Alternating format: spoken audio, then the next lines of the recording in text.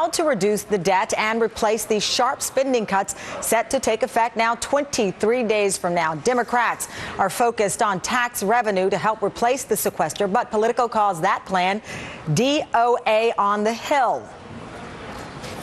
The American people believe that the tax question has been settled. They know the president called for a balanced approach to the debt, a combination of revenues and spending cuts. And they know he's gotten his revenue. We see the Republicans playing games with the budget, give new meaning to the term March Madness, because that's what will result if we have to face a sequester. It's a very bad idea. A sequester should be out of the question. And 2 Republican congressmen are backing the president's plan to delay sequester. Tom Rooney of Florida tells the Huffington Post, quote, "I think any alternative is better than allowing the sequester to take effect." And Rob Bishop of Utah said, obviously postponing the implementation is better than implementing the cuts. Joining me now is Shira Toplitz, a writer for Roll Call, Democratic strategist Chris Kofinas, and CNBC contributor Zachary Karabell, also a columnist for Reuters. Shira, I'll start off with you on this one.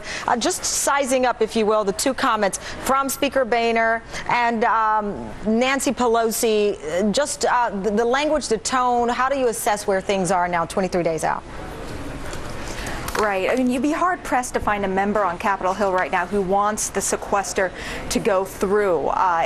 These cuts are just so massive, especially to the defense industry, where we heard a comment from Representative Rooney. That's a big part a big industry down in Florida, right? No one wants this to happen. But when you look at the alternatives, House Republicans are not very optimistic that there will be one that they can feel comfortable voting for, given the president only really wants to have a package that includes spending increases or tax hikes. Let me play what Senator Kelly Ayotte said on Fox regarding the president's tax revenue idea. Let's take a listen, please.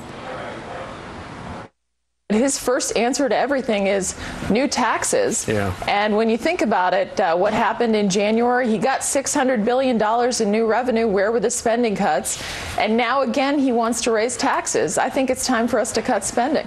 Chris, combine that with what Boehner said, that the tax question has been resolved or answered here. How do you reply to those Republicans who say, yet again, the Democrats are trying to get more of your money to solve the problem that Washington continues to create?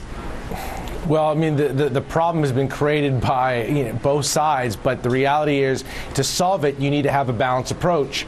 And when you're talking about $1.3 trillion in cuts, if you want them to go into effect, and it looks like the Republicans are moving down that road because they believe, I think mistakenly, that the consequences are not going to be as bad as they maybe think. But the reality is when people start seeing these cuts, when these job losses start hitting these key states and these key districts, there's going to be a real uproar. So the question is, and what the White House and Democrats are saying is, let's try to figure out some other balanced approach, closing Chris, I loopholes apologize. to address Let me interrupt you. President Obama, I apologize. Guys, Sally Jewell is about to be nominated by